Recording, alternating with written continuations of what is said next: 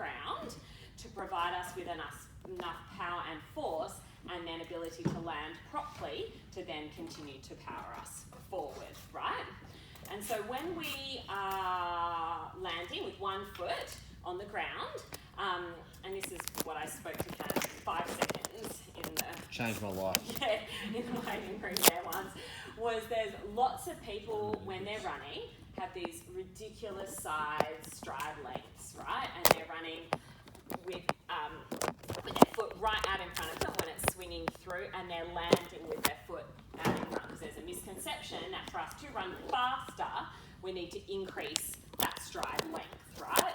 It's actually almost the opposite, right? We want to actually reduce your stride length as much as we can, and better your foot position, so we can actually use some free speed, which I'll talk about when we get there, to help get us going forward. So when we land, instead of landing out in front, we want to be landing with our foot directly underneath our body, right? And so if we're landing directly underneath our body, we're actually not landing on our heel. We don't want to land on our heel. We want to land mid-foot or forefoot, right? So if we land with our foot right out in front, there's a huge amount of braking force that's applied through our body, because we're going to be behind our foot when we land. So there's a huge amount of braking force that's happening to our body going that way when we're trying to go forward, right? And so when we land, braking force slows us down. So then our body's got to produce heaps more force to be able to then take us forward, yeah? If we land with our foot underneath us, we're already going in a forward direction. There's less braking force that we need to overcome, and therefore the force that we're producing is just taking us forward, not overcoming the braking force if we land with our foot out in front. Is that making sense? Yeah. Yeah. It also helps with position of knee and hip as well, right? So if we're landing out in front, often we need so much control through our hip to overcome that we end up collapsing through our knee, collapsing through our hip, increasing our injury risk quite a lot. And so by landing with our foot underneath us, it's easier for us to stabilise our knee and stabilise our hips, yeah? Cool. And then the back end of the kind of stance phase is our toe off phase, or our propulsion phase, and that's where we need good calf strength and glute strength as well. So that's where a lot of the single leg exercises that are done here are really good to help us to be better runners, right? Because when we're running, we spend our life single leg, and our ability to control ourselves single leg is really important to be a more efficient runner. So when you're in here doing your single leg stuff, really watch your form and technique with regards to your hip position and your knee position, because if you can do those exercises really well, that will definitely make you a better runner, a more efficient runner, stronger runner. Stronger runner often will be a better runner. Yeah? Cool. The swing phase, the main thing you're thinking about, again, is just the position of your foot before it lands the ground. Yeah? If you get lots of hamstring injuries, often it's an overstriding thing, right? Because you're landing out in front, so your hamstrings are just loaded massively to try and bring you over. So if you have lots of hamstring injuries or lots of tightness through your hamstrings, could also mean that you're overstriding a little bit. So we're going to talk about techniques later about how we can bring that stuff in. Awesome. All right, so we're going to think about our position that we would like to be in when we're running from the head to toes, right?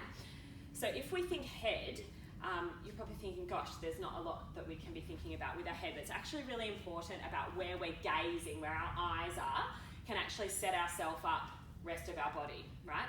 So our eyes need to be gazing forward. So here, like straight at yourself in the mirror, look yourself in the eye, right? The only exception to that is if we're running up a hill, and then we do tend to be looking a little bit further down.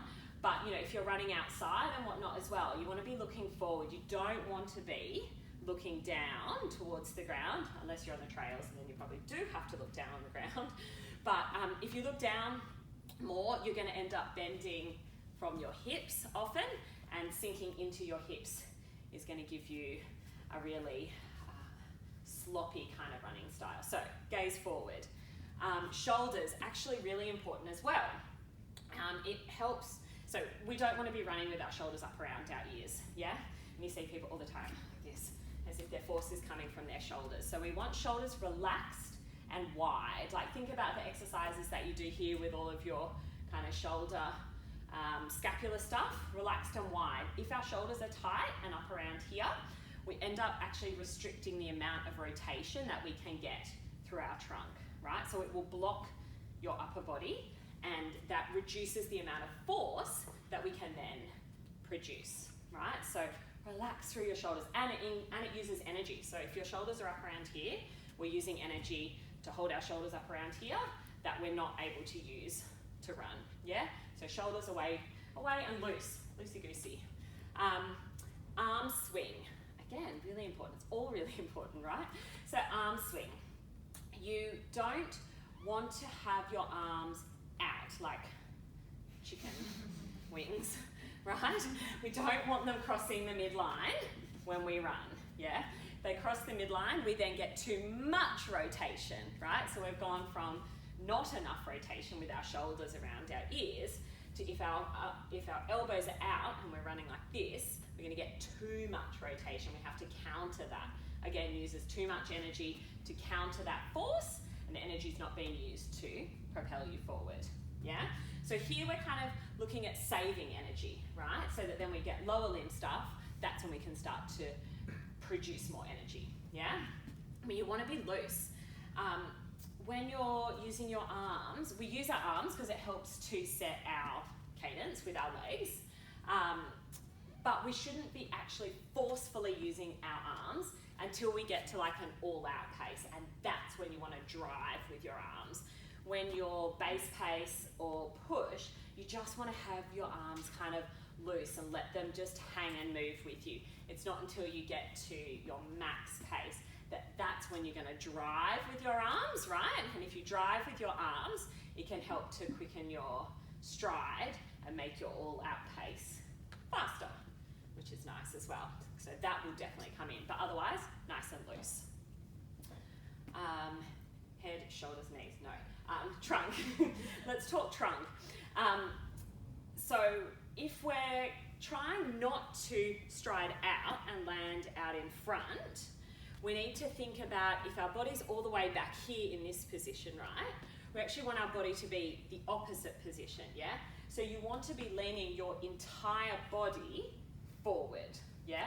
So we're actually using kind of almost gravity, essentially, to take us forward, yeah? Because we want some free speed. So if we're too upright or too far back, we have to overcome it. But if we're our whole body forward, trunk and hips, that will help to take you forward, yeah? So that's one of the main things. Like if you're looking to change a couple of things, which I'll run through which ones I think are probably the best things to change. This is like one of the number one things. Think of tall and forward, yeah? Don't sink back into your running stride. And that's what I see so much out and about is people, they're running and they're back here. Running like this, right? You're never gonna get far running like this, yeah? So tall and forward, you can't help but run faster. Just happens, movement takes you there.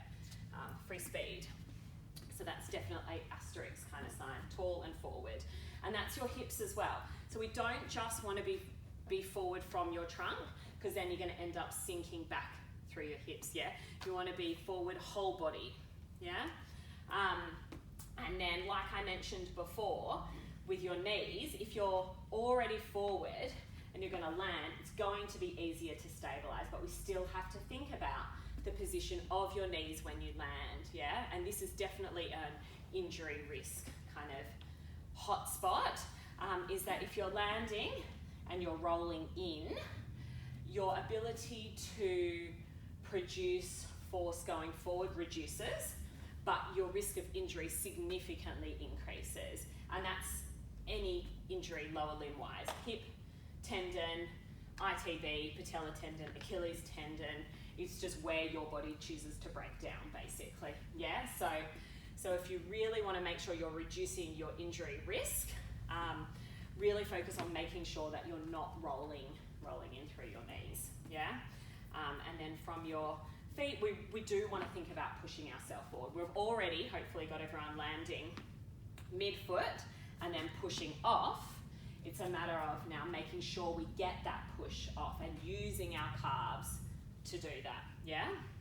And that becomes more significant the faster you go, yeah? So as you get into your push pace, all out pace, you want to use your calves definitely more to help produce that force. When you're at base pace, it's probably going to be less and more coming from your hip extending. But as you get faster, you definitely want that calf strength. So that's not something that should be ignored strength-wise either. Questions with any of that? Does anyone go out? If I lean forward, I feel like I'm going to fall over. You're going to fall over? I tried on a treadmill because I run my chest up, and you know, like your little in behind your scaps, the little small little muscles. Every time I run, at the end of it, they lock. That's because you're running too far like that. But if I lean forward, I feel like I'm going to fall off. Yeah. Then you need to make your speed faster, right? Because you're going to find because if you feel like you're going to fall forward, it's because it could either be that your cadence isn't quite fast enough, right? Which we'll talk about in a second. Will stride length make a difference? Shorter. My hamstrings have been. Yeah, so definitely. So that's what we'll talk about now with regards to cadence and stride length. So it would definitely be an issue of if you're leaning forward but trying to stride out too much, then yes, you probably feel like you're going to fall forward, yeah? So I would say we need to get you running cadence-wise faster. Coming for you, Cam. I'm already a month ahead. Got to tip them up again. And that's the thing, like, now that hopefully everyone's like taller and leaning forward, it's harder to, like, stride lengthwise, we have to bring you in, right? Otherwise, it's going to look ridiculous, to be honest. And so if we're bringing you in, like if stride length is less, then we have to make you use your feet more, right? So cadence-wise is what we're going to talk about now, and that's how many steps you're taking per minute while you're running, right? So optimal elite athletes, they have a cadence of 180 steps per minute, right? Yeah, they average plus or minus 10, yeah? Recreational runners have an average, well, it varies significantly, anything from 150 to up to 170. So your good recreational runners, will be around the 170 kind of plus, basically. Is that left one, right two? Yes, correct, exactly. So that's 1, 2. Does height impact that? No, it doesn't. Height will impact your stride length, right? But not your cadence, yeah? And so, does anyone know what their cadence is when they run? What's your cadence? Do you know? Yeah, because I count how many it takes me to get through a 1 minute. There you go. Yeah. So I'm going to talk about how to work out your cadence. I start at 80 and I count 80, Yeah. 79, 78, 77, 76. You go backwards? Yeah. What? Surely it's easy to go forward. So I count down to the end. And I it's like guess we're talking as soon as I said it's 5, they start going 3, 2, 1. I guess it's last night. Yeah. So there's a couple of ways that you can find out your cadence, right? And it's a really, really interesting exercise to go through. Like, you know, maybe if we have time, we can test out people's cadences, yeah, if they want. So run how you normally run at your base pace and over a minute or use a watch, work out your cadence. So I run outside with a Garmin. Does anyone else run with a Garmin? No. Apple Watches. Yeah. Yeah, so I run with a Garmin and it tells me my stride length, my cadence, my average cadence and my max cadence. And so I know that I'm running well if I'm around the 170.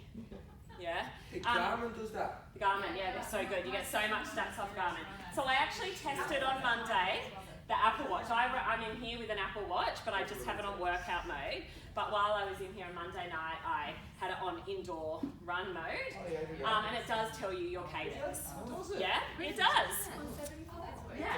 There we go. Look at this one now. So I'm going to asterisk this as well and say that super handy. So if you've got an Apple Watch, but if you're in here doing it, the walking recovery will affect your average cadence, right? Where does it tell you cadence? I had a look on my phone, on the app on your phone. Go in on your what phone? Yeah. Mine's 143. Oh, that's way too slow. It's the walk. Yeah, so that's the walking. So Mine's any. really close to what I thought it was. I just checked the application. Yeah. So it was pretty spot on. So my Garmin on the weekend, I did a long run. My cadence was 171. On the endurance session on Monday night, it was 163, and that's the walking kind of recovery. Affects the average cadence over the session, right? So if you want to know your true cadence, and you've got an Apple Watch or any other kind of workout watch, warm yourself up, get to base pace, and then start your watch. Do it for a period of time, stop it, and then start walking. Upload that run, look at it later. Yeah. Alternatively, you can count your steps over a minute, right? I'll definitely fall over. Yeah, and I would recommend counting 1 foot and doubling it. Yeah, so every time your right foot lands, 1, 2, every time your 1 foot lands, and then double it, right? And then that'll give you your cadence. Really, really interesting exercise to do, because then if we then just change your body position without actually thinking about your cadence, are we actually able to increase your cadence, because all of a sudden you're taller, more forward, and you have to run with a faster cadence, right?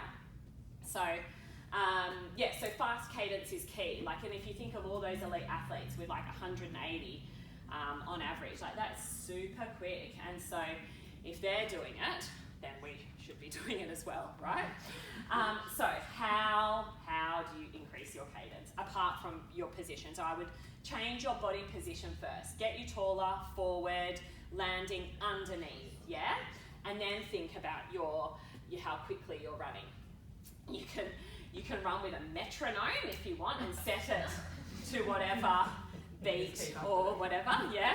You've got to get the music going the right Well, BPM. so this is it, right? So BPM if on you the go music. onto Spotify, Spotify have playlists at different beats per minute, right? So if you run to music at a certain beat per minute, it can help with your cadence. So I went on and had a look, and if you, like, I just searched running 180 beats per minute, and there's a heap of playlists. So if you found out that your cadence was 150, I wouldn't then go, oh, I'm going to try and go straight up to 180, because you'll fall. Yeah, you'll fall off the treadmill, and everything will go to crap. So I would go, if it was 150, then we're going to go to 155. Change your body first. What do you get to?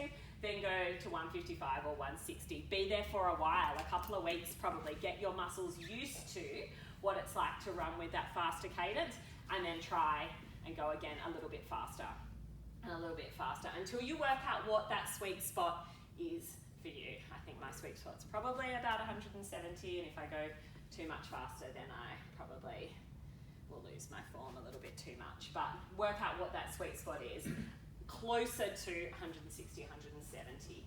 If you're below 150, I think it's 150, you're definitely overstriding, right? And so that's a clear indication that you need to fix your stride length. So if you're shorter as opposed to really tall, Yeah. is the cadence going to be average about the same? Average about the same, yeah. Interesting. Yeah, it's really interesting, isn't it? Yeah.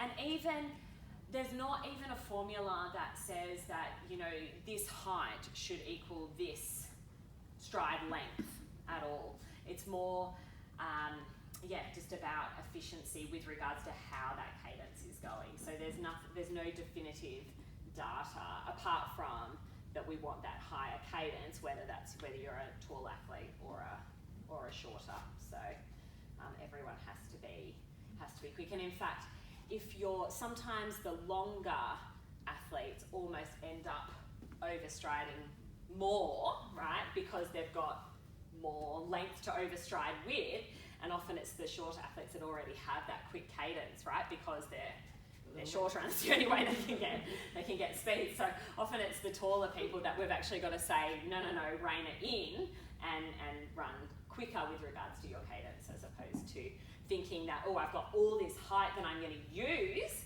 to get myself further. Yes, I'm going to really overstride. And what also increasing your cadence does, so not only will it increase your speed, hopefully for the same energy, right? It's going to increase your speed, same energy, or less energy for the same speed as before, yeah? But it's also going to help to reduce your vertical oscillation, right? So when we run, ideally, we don't move up and down too much, right? And so by having a quicker cadence, it can mean that your vertical oscillation is less vertical up and down, less energy, yeah, more power, yeah, because our energy is not being used to kind of up and down, as opposed to quick little ones here, right? So less. So again, if you have a play around on the treadmill, which I did today actually, and had a feel of what it was like to kind of overstride and land with my foot out in front, and I looked at what I looked like, and I was up and down heaps more than as soon as I increased my cadence, came forward and landed where I normally land, which is mid-foot, and I was definitely much less kind of up and down. So it's all about preserving energy elsewhere that we can then either use to go faster, or if you're looking to do something longer, use to be able to maintain your form for a longer period of time. So that's where I kind of lie. I want to be able to maintain my form, not necessarily go heaps faster, but maintain my form over a couple of hours of running as opposed to 20 minutes of running. Yeah? Cool. Any questions on that? No? Does that make sense? Yeah? I'm having some shin splints. Does that maybe have to do with vertical oscillation? Oh, yes. Yeah. Yes. Shoes? I got new ones, but they're getting better. Yeah. And landing, like, again, braking forces. I mean, we can go through injury stuff in a minute if you guys want. But shin splints, lots of braking forces, yeah? And poor control through hips and glutes. Poor footwear is often and then sometimes too much, too soon, too quickly.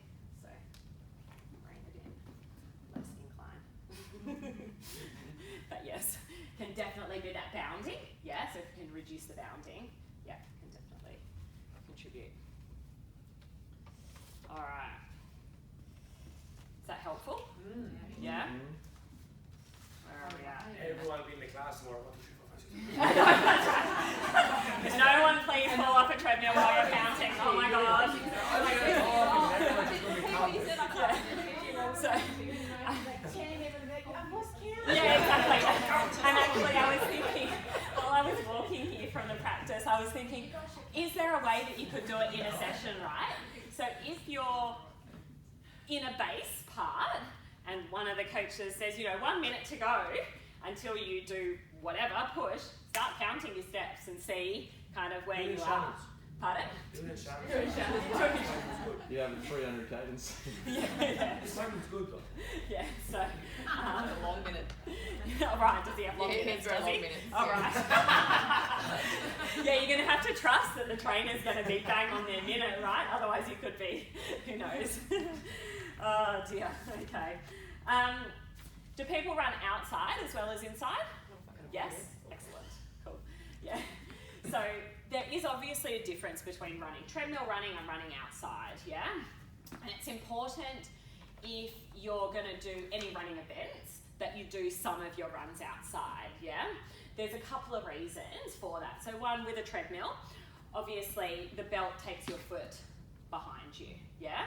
As you're running, as opposed to when you're outside, you've got to propel yourself more forward, yeah? So we've got, it's technically they say easier to run on a treadmill than it is to run outside, yeah?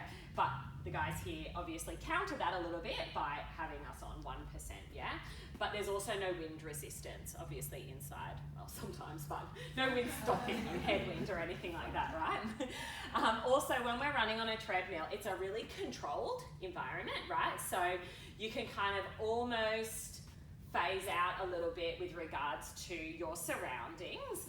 Whereas when you're running outside, there's the footpath, there's a person. I run down along Manly Beach a lot, and there's people, and you're having to move from side to side a little bit. So it's really important that your body still knows how to do that when you're running. So if you do all of your running inside and then go to do an event outside, sometimes you can be a little bit less prepared for the stability side of things.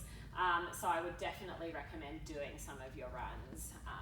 Like outside, I generally do my long run. So if you suddenly run outside and you're used to running to something, would your cadence drop because you'd be? Try not to. And I guess it would drop if you were in an area, like on a trail or something like that. Definitely it would drop because you run very differently on a trail than you do, say, out on the road. But if you're just on a footpath or on an oval or something like that, definitely try and continue keeping your cadence up as much as possible, and being aware, again, tall, forward, relaxed, quick cadence, land midfoot. Yes, treadmill. And also, can I, with the treadmill? Yeah. 10 kilometres on the treadmill is not the same as 10 kilometres outside because I think the belt's moving towards you. So is that right? So let's say you run, we do. They wouldn't be spot on. No, Yeah. like it's a.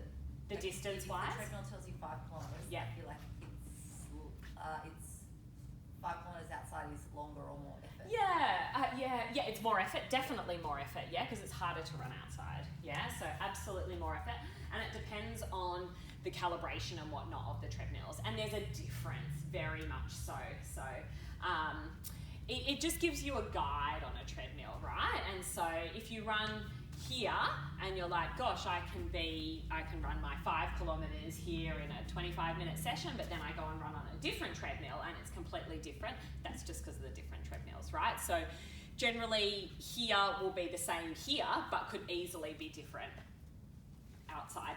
And it's just a bit harder to run outside because you've got to produce that force as opposed to the belt kind of being pulled back behind you, yeah, which is why we need to run outside. And also, I guess running outside, because the treadmills here especially, they've got quite a lot of shock absorption, which is really good for our joints, right? So kind of good for our knees. However, a lot of the research now is saying that running is actually really good for your knees, not bad for your knees. So ignore that, everyone, who says that running's bad for your knees. But actually running on a treadmill is worse for your bones. So running outside is better for your bones because of the ground reaction force. The more ground reaction force, the better it is for your bones, basically. So stronger bones outside, more comfortable joints inside. Combination is the best. Not all of one, not all of the other. Nice little combo, yeah? All right. Anyone else have got any other questions so far? No? Cool. Tight calves. Tight calves. Why? Just sometimes when I do a couple of sessions back to back, my calves are where I feel it all. Yeah, that is probably because you're spending more time in those higher speeds and less time lower speed, right? So if you're in here and you're spending more time running faster, yeah, than your normal kind of base pace, then because you need to use more calf strength to propel yourself forward, and so that's why your calves would be. So if I was to strengthen those, it would help, okay. Definitely. Often a tight muscle is. So you're trying to run too fast. Yeah. Slow down. And Never. and we'll get to stretching. But yes, often a tight muscle is a weak muscle. So if you are particularly tight in an area, often that's a sign of weakness. So we can kind of massage it till the cows come home, but unless you work on the strength as well, the tightness will continue to return, especially if you continue to load yourself, which is what we want to do, right? You want to continue to load yourself and build strength, and over time, our bodies should adapt, but if we're too tight, see, calf raises. Exactly. Drills. Has anyone ever done any running drills? Yes. Yeah? Yeah. So running drills can be really good to help improve our technique, right? And this is probably not the environment, but when you're doing an outside run, spending 5 or 10 minutes in your warm-up time doing some running drills, like I said, can really improve your technique. It helps to build better communication between your brain and the muscles, yeah? Wakes the muscles up, improves coordination, agility, proprioception, which is your body's ability to know where it is in space, and coordination. Right, so really good to have. So what are running drills? Super easy, and you see a lot of people like before, say a 5K race or something doing running drills. So it's just like high knee, so running with high knee. So you're almost like exaggerating the individual components of a running motion to kind of wake those muscles up, right?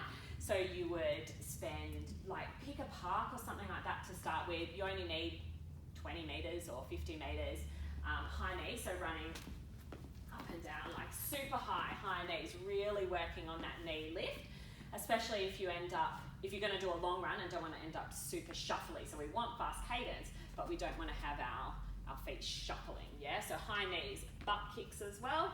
So running, warming up with your butt kicks, which does a couple of things actually. It not only gets your hamstrings activated, but it's actively stretching your quads as well, right? Pre-exercise, yeah? So high knees, butt kicks, some bounds as well, because running's obviously a power movement. So coming up, like so again, you're like exaggerating the running motion to try and get those muscles used to what you're going to ask them to do in a minute, right? Sideways, walking, and I don't know what this one's called, but when they get you to do this funny thing.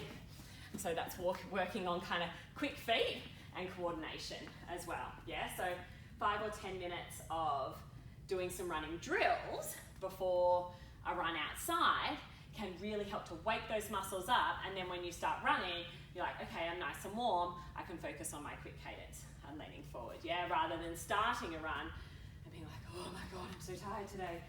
Oh my God, I don't know how I'm gonna do this, and it takes you 10 minutes to warm into the run of really crappy technique before you actually get yourself moving. So just food for thought, running drills. Or if you're gonna go and do a running event somewhere, spending 5 or 10 minutes before that running event doing some running drills can definitely help get your body primed for whatever event you're about to do. Let's talk stretching. A nice, good, favourite topic of mine. Who stretches before they run? Anyone? Good answer. Pardon? I try not to run first here, so. Yeah. Yeah. So stretching, passive stretching before exercise will reduce your muscles' performance, right? So do not passively stretch before you exercise. So that is holding a stretch, you know, here, holding a hamstring stretch, holding a quad stretch, right? It reduces its muscles' ability to fire properly, right?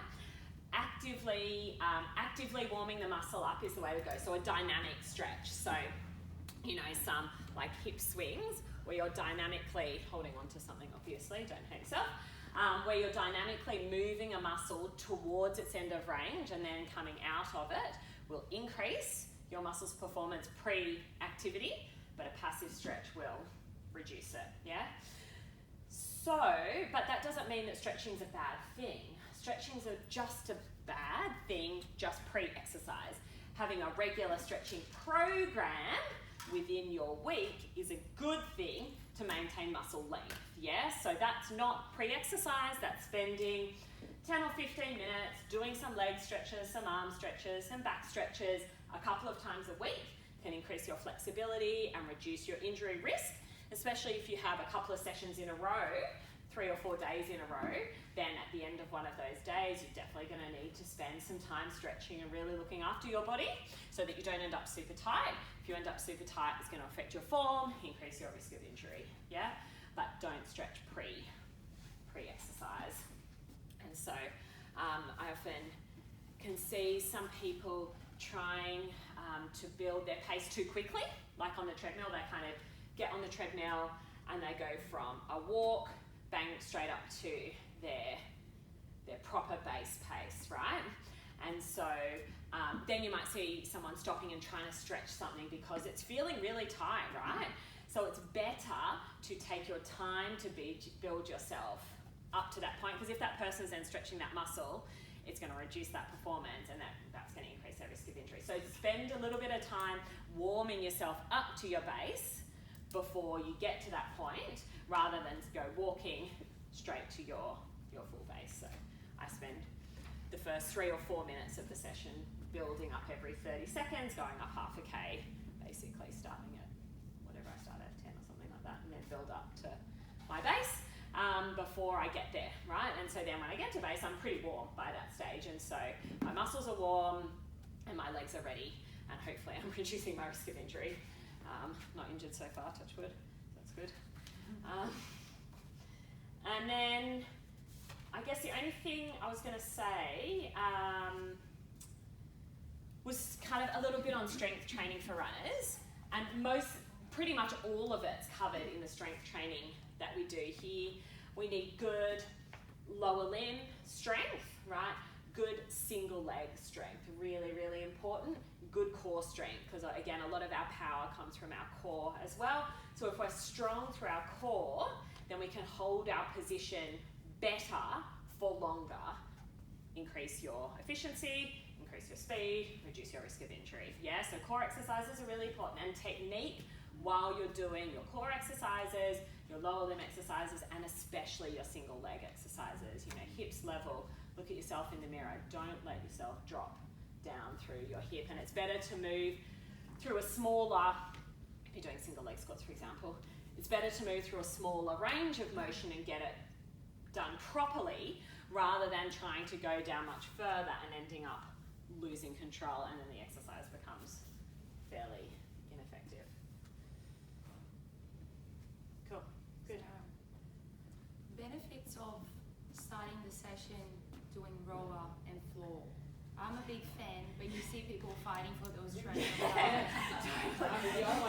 Yeah, it's really interesting. It just depends. It's personal preference, definitely, and it depends how you feel at the beginning of that session, right? For some people, firstly, for some people, they just want to get the treadmill done because it just hurts so much that once the treadmill's done, I can kind of, oh, thank God, I can go into my strength, right? Some people feel really good at the beginning of a session, and so they want to do that. Other people feel better getting themselves fully warmed by doing other exercises first and then starting. I don't think there's any injury prevention. Not really. It's just a matter of being mindful that when you jump on the treadmill, that you don't increase that speed too quickly, right? So that's, if you're on the treadie first, I like the treadie first. Personal preference, but like I said, I take the first 3 or 4 minutes to really slowly build my pace up to my base, so that I'm not on the treadmill, I'm not walking. Well, I start with a bit of a walk, yeah, and I don't go straight to base. I will spend that 3 or 4 minutes going up by half a kilometre every 30 seconds or so that when I get to that speed, my muscles are warm, and that reduces my injury risk. Sometimes if your base is really high and you go from nothing, right, or walking to your high base, yeah, there could be definitely an increased risk of injury to start with, yeah. Question for you. How much does holding on to the treadmill take off the effort of the treadmill? Oh, heaps. Yeah, heaps. How big is the risk of an injury when people do that as well? It's not ideal. Yeah, it's much higher, and it often means that they're going too fast, right? The aim, whatever that effort is too quick for them. It's better to be able to maintain good form and technique, right? It's slightly lesser pace, but then be able to bring yourself back down safely, yeah, rather than holding on for grim death at whatever that is, right? And then pressing and then holding on and thinking, oh my God, yeah, so. And even with power walking. Yeah, same thing. Not as much, but it's still like, so when we're walking, we use our arms to walk, right? And so if you're holding on to something that's stationary while you're walking, you don't have that normal trunk kind of motion, right? I guess, like, my piece of advice with regards to that would be, like, look at what your base is and look at what your push pace is, and you should be able to move between the two pretty well, right, without having to stop and walk, yeah? So if you are pushing, your push pace is so much that you have to jump the rails, right, or you have to hold on at the end, or you can't then drop back down to your base pace, then that push pace is probably a little bit too fast for you, and you're going to get more out of a session bringing that push pace down a little bit and being able to recover back in your base pace rather than being up high and then having to walk or jump the rails and then lose the effect of what's just happened. It's about being able to go between the two strong and efficiently, as opposed to always thinking about the numbers, which I know is really hard. Yeah. I tried to find a bit of research. I found too much though on jumping the rails and the blood flow that goes, because in like the outside you never stop running instantly. Like if you finish even a half marathon, you jog at the end. Yeah, totally. Line. Yeah. Is there something that like a risk of blood shooting to your legs Yeah, when you good jump the rails? question. Do you know? I don't know the answer to that. Because someone told me, a member told me, Yeah. your risk of blood clot could go up. No if you way. jump the rails. I will do some So research. I've been looking so much into it. Yeah, right. Because the shock that happens to the body because you never stop like that. If you're doing like Yeah. 20 and you Yeah. jump the rails, Yeah. obviously I prefer to jump the rails and fall back to the treadmill. Sure. That's- Definitely. And we've never Let's had not anyone, fall off the back we've of never the had anyone have anything happening. No, but That's increase. Do you know much Interesting. about I blood mean. flow? Yeah, I mean, it is. I have not heard of that.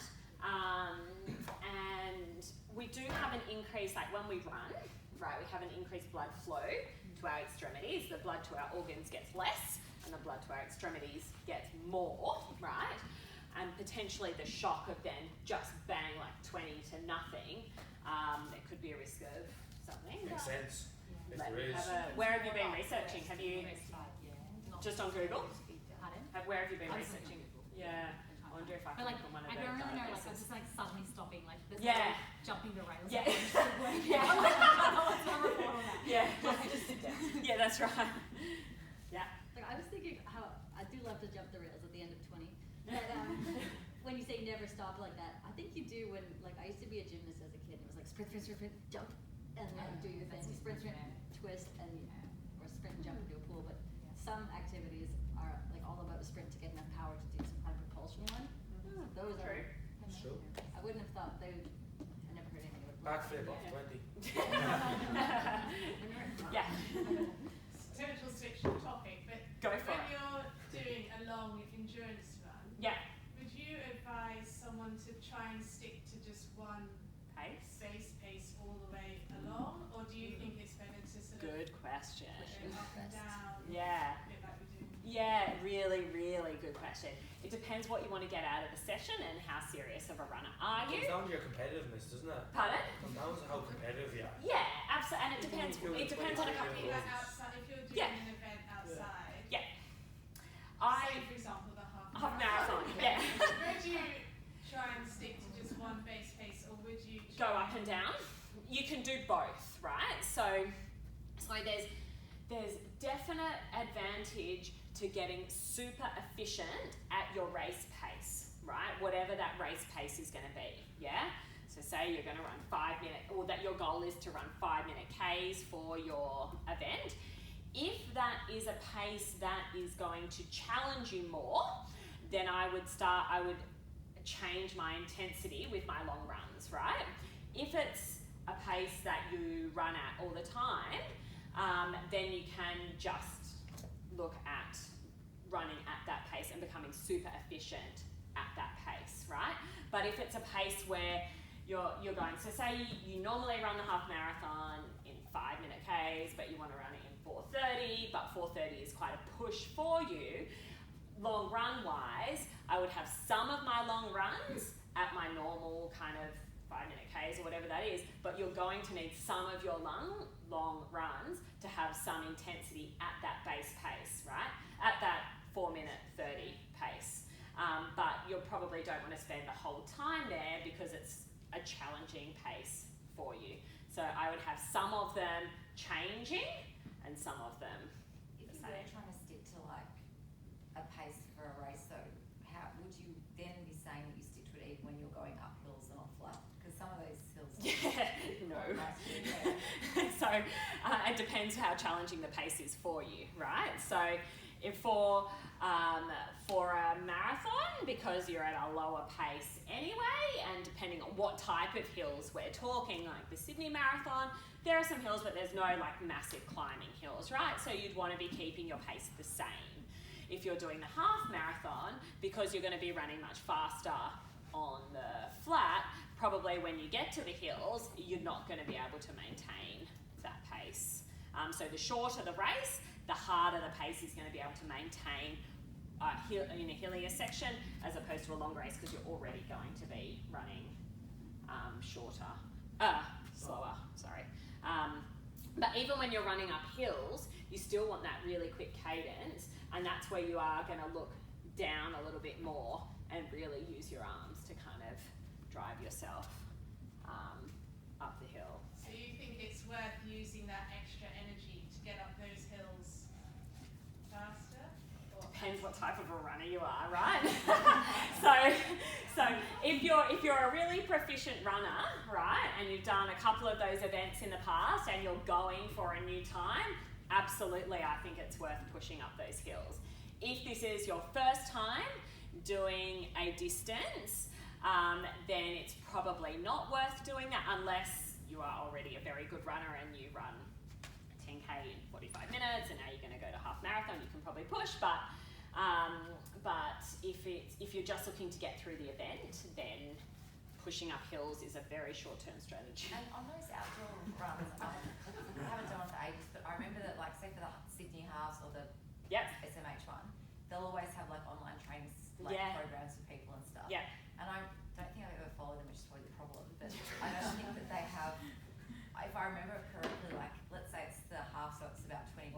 Yeah. There won't really be like 21K. Yeah, exactly. No. So I can't really run outside, but maybe I would like to do a race again one day. Yeah. So can you just like how bad would it be to just be running like 5, 6, 10 Ks and then suddenly run 21? Yeah. Wow.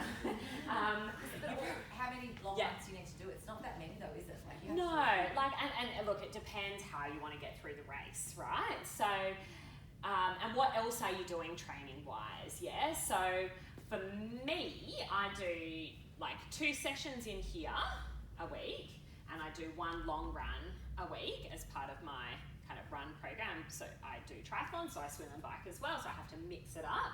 But that was enough for me to get faster, even though I'm doing less kilometres, because the quality of the training in here is better. But I do think a long run on the weekend is probably necessary, but you don't need to get up to 21 kilometres. Depending on what your injury profile is like, running up to 18 kilometres probably a couple of times. And then if you are injured, avoid hills. Avoid hills like the plague, right? Run on the flat, both. Up is better, down is worse, right? Avoid downhill. If you are injured, do not run downhill.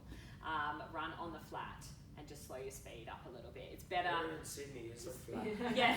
Drive down to Mandurah and run along the beachfront. Yeah. Turn around, Queen's Cliff and come back and then turn around and go. So you don't, it's about the quality of the training. So you can spend a lot of time running at a slower pace, right? Or you can spend some quality running at a higher pace, but you still need to become efficient at that slower pace for a longer period of time. Yeah? So your body needs to get used to the impact or the being on your feet for that length of time, right? Yeah, that's right. So if it's half marathon, for example, and your goal is an hour 45, you know, your long runs don't need to be an hour 45, but you need to get used to running an hour and a half kind of thing, right? So that your body is used to being motion for that length of time. Not get cramping up. Yeah, I mean, cramping's a big one, but just the muscle strength that you've got to require to be, and cardiovascular, obviously, to be able to be running. But if you are injured, then having less of those longer runs, you still get through the day, just probably won't be very pretty by the end. It depends how you want to finish. Yeah. I know it'll depend on the runner again, but Yeah. what do you tend to eat before these events? Trying to Yeah. not feel sick but not feel exhausted. Yeah. So I eat 2 hours before an event, and I just have a normal breakfast. I have cereal. Generally before an event, I don't change it. Some people choose to have high carb or something like that. There's less and less research about that actually. I just have kind of a normal breakfast that I know my gut is used to. Do not go and try something new. Definitely not. Whatever your normal breakfast is, have your normal breakfast.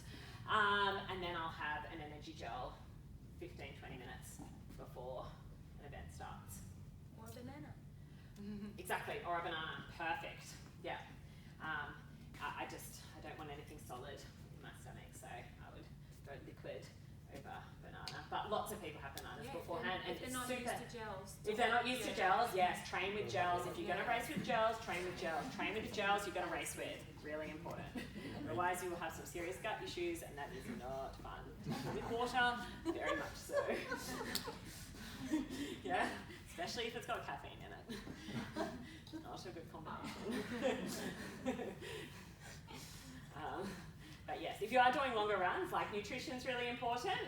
I'm not a nutritionist, but you know, if I run anything longer than an hour and 15 minutes, I take some form of nutrition out with me and have it midway through my run. Not as much as I would in a race, but just something to get me through the back end so my form is good. Again, trying to reduce my injury risk because runners get injured all the time, and so if you can maintain good form and technique, you'll get less injured and keep you running longer. So if you're going to do long runs, have some kind of nutrition with you. Really important. Do people run with nutrition? Do you guys run with nutrition at all? Don't run long enough. What do you mean, like? Like a gel or something like that, or some lollies or something. We done the 23 Spartan, and remember that? We never. We didn't have a drink of We didn't, water. we didn't even eat before that. We It didn't was eat. 4.5 hours, and Yeah. That is not good. Having a good nutrition strategy is good. Train with your nutrition. If you're going to do a half marathon or something like that, train with your nutrition. Whatever your nutrition is, train with it. Train with like opening it, however you're going to take it, with water. Without stopping? Without stopping, yeah, all that kind of stuff. Train with it because you don't want it to. You don't want to have a whole training program and then for your nutrition to be the thing that lets you down on the day. It's absolutely devastating. With stitches, is that normally nutrition or form?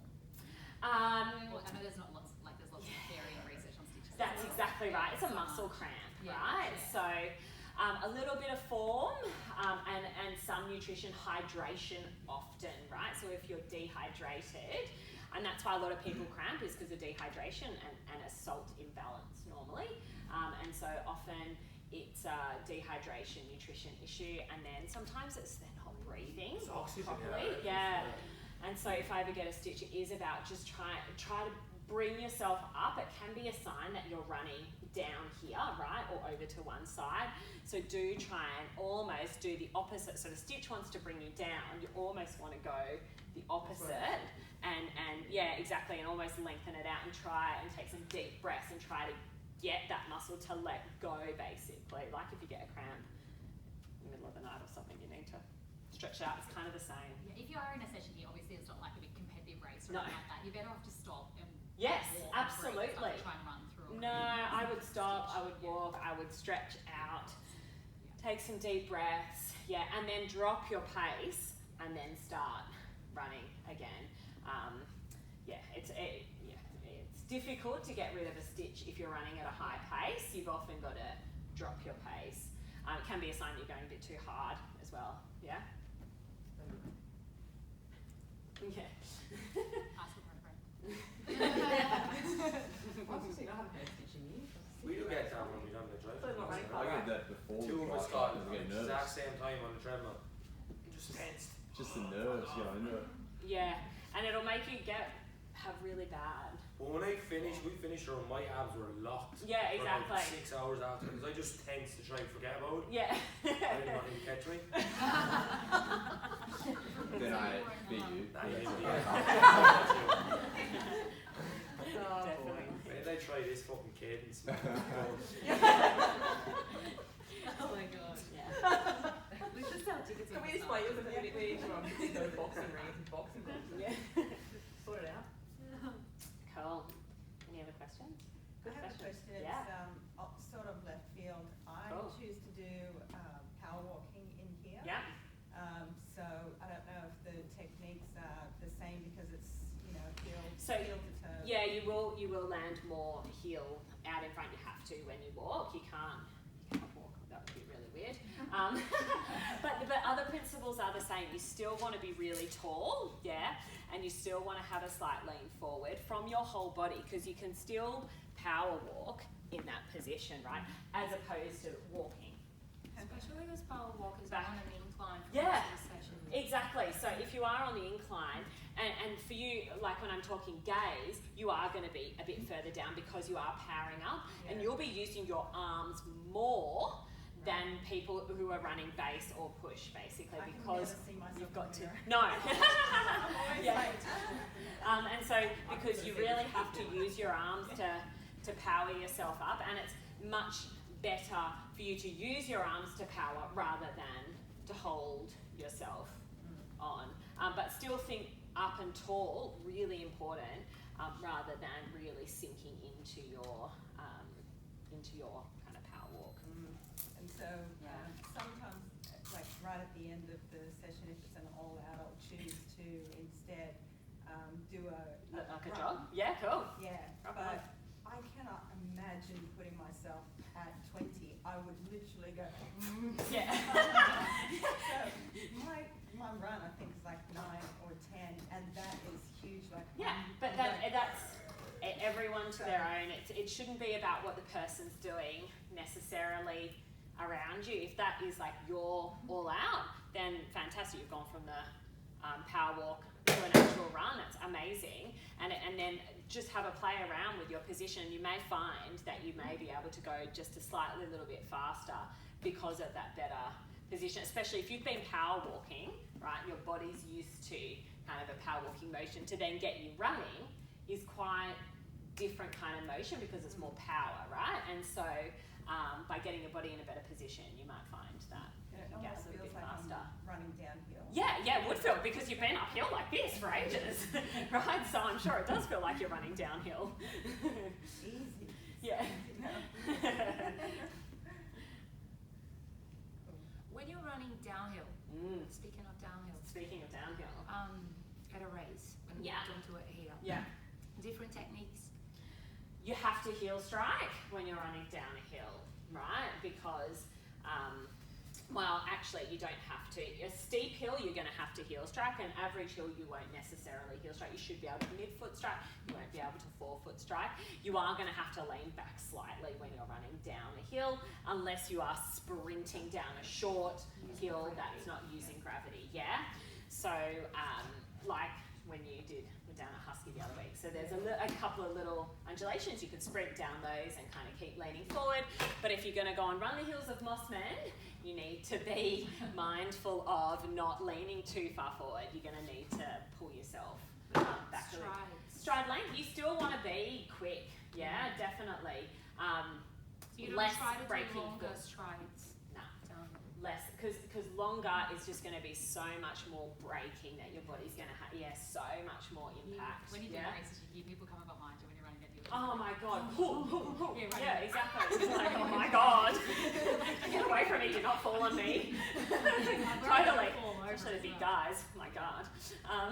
So yeah, still try and it's better to have that quick cadence going down the hill, shorter strides, less braking force, even though it's kind of all breaking, but you're going to have less of that jarring impact, which again is often where you can get injured, especially if you land boom in your knee if you don't have the knee control.